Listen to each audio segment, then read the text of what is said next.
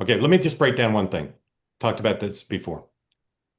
The administration should stop giving all their exclusives to right-wing media because they're not doing themselves or the public a good. Fox has reported this guy's alleged immigration history.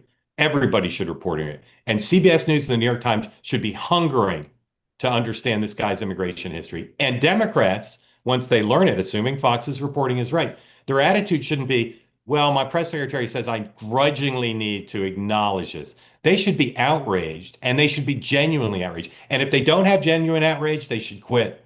Because if this immigration history is true, there should be genuine outrage, not manufactured, not faux, not tactical, but genuine outrage that Americans were almost killed by somebody who was allowed to stay in this country illegally. And if the immigration history is true, it's not a close call. He shouldn't be here. Right. Well, and it's twice now in whatever a month that there have been attacks. I mean, obviously what happened in D.C. and now. And look, I think part of this, Mark, is watching Chuck Schumer and Hakeem Jeffries, two New York City people. Both of these communities are strongly represented here. They should be genuinely outraged, and I haven't heard from them. Let me just touch base on the tactic, because I don't necessarily. Oh, and Governor Shapiro's house too. Somebody mentioned too. Yeah, firebombed. Yep. Yeah. But the funny part about this is we don't know, and I agree. So I agree with you to the extent that if the White House is not trying to pitch these stories to other outlets, I agree with you.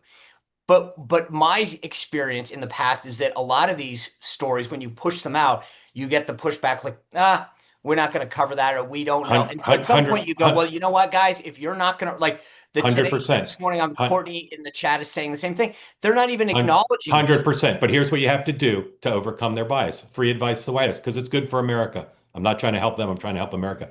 Call the immigration reporters. Don't call the political reporters. Call the immigration reporters. Bring them into the Roosevelt room with the White House counsel or whoever. Give them the documents, walk them through it, and say, we're confident that your audience would like to know this guy's history. Here it is. And here's a handout with a graphic that you can put right on the air. You can't just say it from the podium because they're too biased to listen. Okay? But you got to take the extra step. But it's not that big a step. And the American people should know.